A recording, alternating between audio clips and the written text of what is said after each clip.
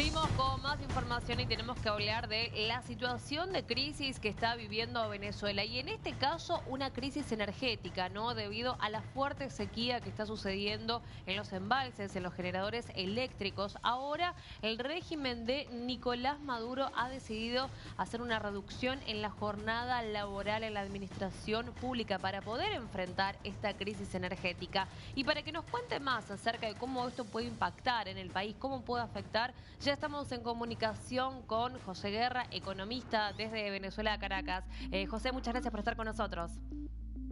Muchísimas gracias a ustedes desde la República Argentina por esta invitación. Aquí estamos a la orden para tratar de ayudarlos a entender la catástrofe de Venezuela. Justamente, usted mencionaba esta palabra, ¿no? Catástrofe, esta crisis energética que está viviendo Venezuela. ¿Cómo cae? ¿En qué preciso momento está cayendo ahora en el país esta crisis? Bueno, yo quisiera ubicarlos en el contexto de lo que fue el sistema eléctrico venezolano hasta el año 2005-2006, que fue tal vez la joya de América Latina, comparado tal vez con México, con Brasil y con la propia Argentina. Un sistema con unas represas hidroeléctricas monumentales, la segunda más grande de América Latina después de la de Iguazú. Está en Venezuela, la represa del Guri, un sistema interconectado que conecta Venezuela de sur a norte y de Ujú. este a oeste, donde no había fallas eléctricas. Y a partir del año 2005 comenzó un proceso de desinversión que fue acumulándose y obviamente al no haber mantenimiento y al no renovarse los equipos, las plantas, obviamente empezó la luz a fallar. Ujú. Otro hecho que también potenció la crisis eléctrica fue el hecho que en el año 2007 el presidente Chávez expropió todas las empresas eléctricas privadas y la transformó en empresas públicas. Ujú. Consecuencia de ello, las tarifas fueron congeladas, eh, las empresas experimentaban costos crecientes, pero la tarifa no subía y se generó un déficit que cubrió el gobierno por un tiempo. Posteriormente, el gobierno no pudo seguir cubriendo ese déficit, las empresas entraron en una situación de obsolescencia técnica y empezaron los apagones. Sí. Empezaron los apagones y con los apagones empezó a generarse el malestar. Hubo en marzo del año 2000, en julio de 2020, hubo un mega apagón, el país se paralizó Ujú. absolutamente todo y obviamente el gobierno, que siempre busca un culpable, le dijo que una de los Estados Unidos habían mandado un rayo láser Claro. electromagnético que penetró en las instalaciones de la represa de Guri, 4 metros bajo tierra en concreto armado, y había dañado los sistemas de computación y produjo el apagón. Ujú. Obviamente, eso fue falso. Claro. Eh, pero si quiere, déjame terminarle con este dato para que usted luego Ujú. pueda Sí, ubicarse sí. mejor. Cuando ya la crisis empezó a generarse en el año 2009-2010, estando el presidente Chávez en funciones todavía, en el año 2009 el presidente Chávez fue al Congreso Nacional solicitando un plan de endeudamiento para potenciar el sistema eléctrico. La Asamblea Nacional le aprobó 20.000 millones de dólares para que se acometiera esa modernización y actualización del sistema eléctrico. Ujú. Resultado, los contratos se dieron a empresas cubanas que lo que hacían era comprar chatarra en el resto del mundo para venderla a Venezuela como nueva. Se robaron un conjunto de millones que aparecieron luego en cuentas bancarias en Andorra y en Panamá y en Suiza. Y eso es lo que tenemos hoy, un país a oscuras, un país donde se va la electricidad prácticamente a diario y zonas muy castigadas por la falta de energía eléctrica. Sí, una Venezuela totalmente desfinanciada por cualquier hueco donde se encuentre, ¿no? En este caso. Y por eso ahora el régimen de Maduro decidió implementar esta reducción en la jornada laboral de 3 días para la administración pública. ¿Qué nos puede decir acerca de esta medida que ahora va a solicitar el gobierno de Maduro, que ya está en vigencia, ¿no? Desde el lunes, pero digo, ¿es una medida efectiva o es solamente un parche temporal? Es un parche temporal porque es por 6 semanas. El argumento que esgrimieron fue que hay una sequía muy grande en los Andes venezolanos, pero el error que cometen con esto es que justamente la mayor generación eléctrica de Venezuela no está en los Andes, Ujú. está en el sur del país.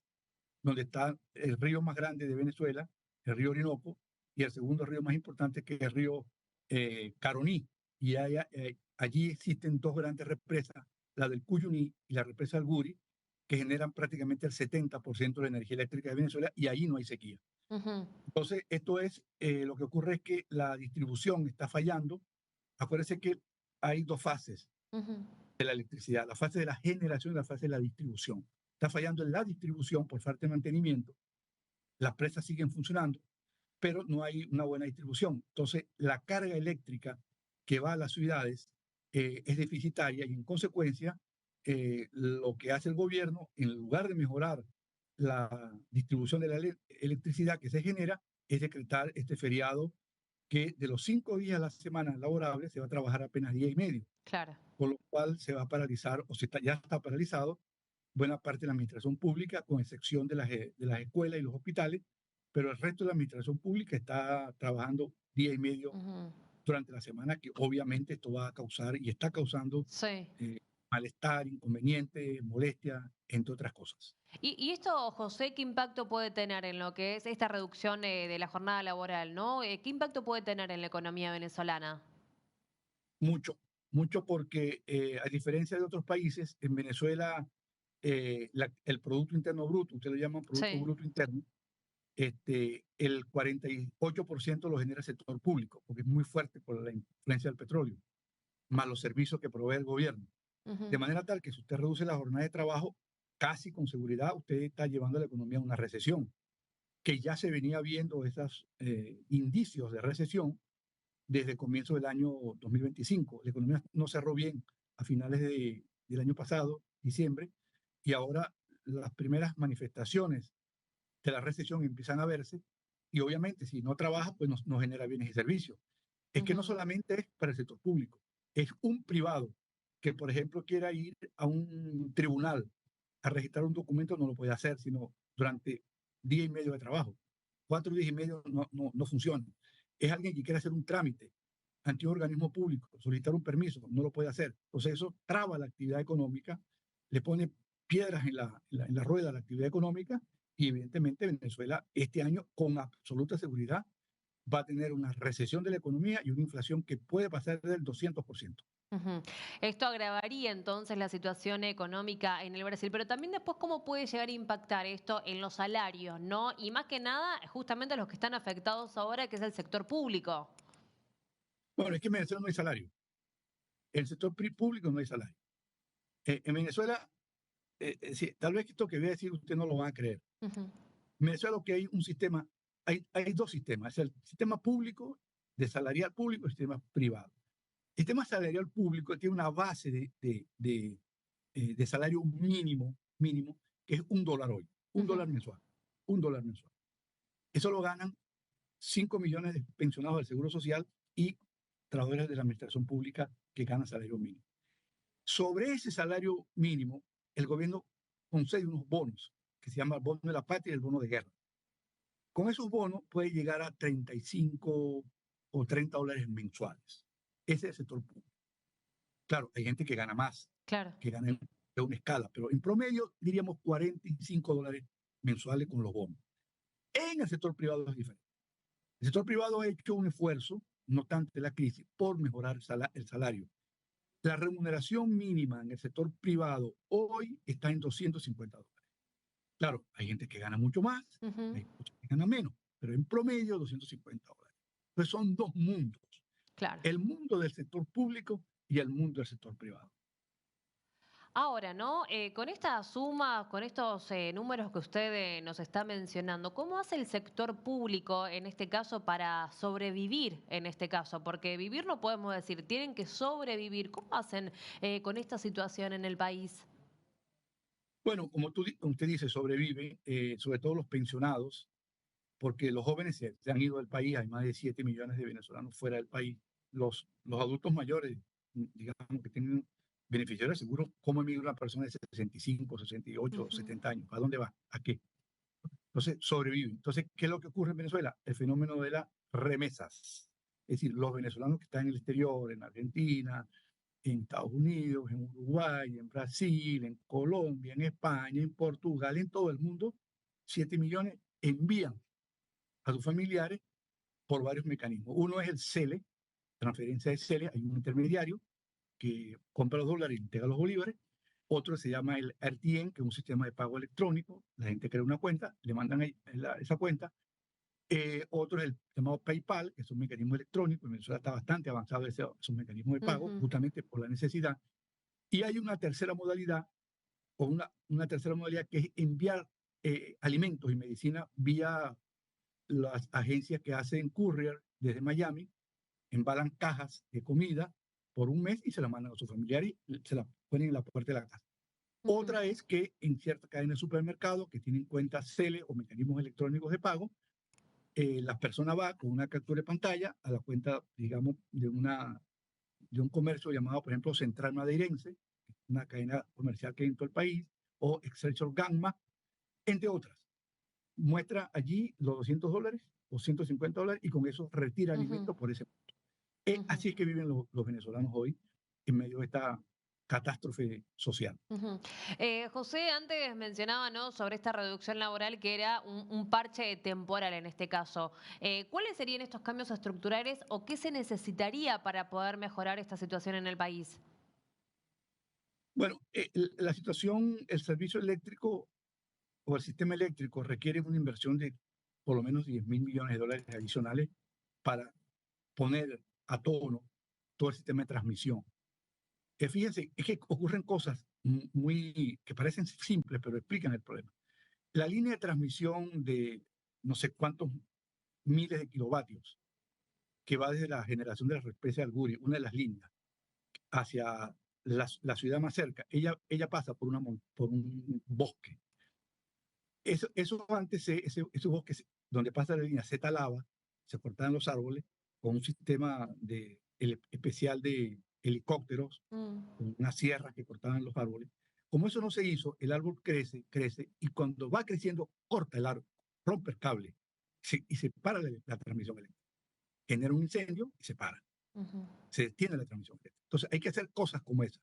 Volver a tener la planta de helicópteros, volver a tener los especialistas en limpieza, desmalezar, mejorar la transmisión y también mejorar obviamente la generación. Pero Venezuela no tiene cómo hacer eso. No tiene plata, la plata ya se gastó, eso fue como, ese es como haber agarrado el equivalente a $1 billón, $1 billón, que fue lo que recibió Venezuela, y agarrarlos, ponerse en Buenos Aires y tirarlos arriba de la plata, y se perdió. Así fue, se perdió, se desapareció. La diferencia está en que una parte está en bolsillos privados. Entonces va a costar, y este gobierno, que no tiene crédito internacional, ni tiene agencias que lo puedan financiar porque no lo reconocen, le es muy difícil. De manera tal que no se ve una solución clara, precisa, y decir, bueno, mira, esto cuesta tantos millones, aquí está no, eso no va a pasar, lamentablemente, porque no hay financiamiento y no hay reconocimiento del gobierno de Nicolás Maduro, Claro. lamentablemente para los venezolanos. Por último, José, ¿qué apreciación o qué nos puede decir, ¿no?, con respecto a estas medidas de Donald Trump, con respecto a aquellos países que compren crudo a Venezuela y donde ahora empresas chinas directamente decidieron abstenerse de esta compra? ¿Cómo puede también influir esto a futuro para la economía venezolana? Bueno, esto es el golpe que faltaba.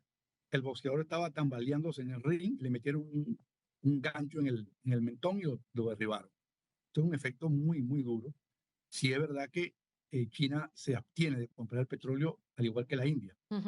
Ahora, yo tengo mis reservas sobre si un gobierno como el de los Estados Unidos puede imponer ese tipo de sanciones, en el sentido de que a dónde llega el ámbito de la territorialidad de los Estados Unidos para imponer una sanción a un país, la segunda economía como China, porque compra el producto venezolano. Claro que va a tener un impacto muy grande. La pregunta que hay que hacerse es, ¿son las sanciones de esta naturaleza con esa potencia suficiente para tumbar un gobierno, para debilitar un gobierno, Sí. o más bien lo atornillan? Bueno, veamos el caso de Cuba. Tiene 62 años sancionado. Irán tiene 20. Rusia tiene 10. Y ahí están. Ahí están. Sí. José, muchas gracias por su tiempo. Vamos a seguir analizando también esta cuestión, ¿no? Y este punto que marcaba, si realmente estas soluciones van a servir para tumbar lo que es este gobierno de Maduro o anclarlo mucho más en el poder. Muchas gracias. A ustedes, que le vaya muy bien. Hasta luego.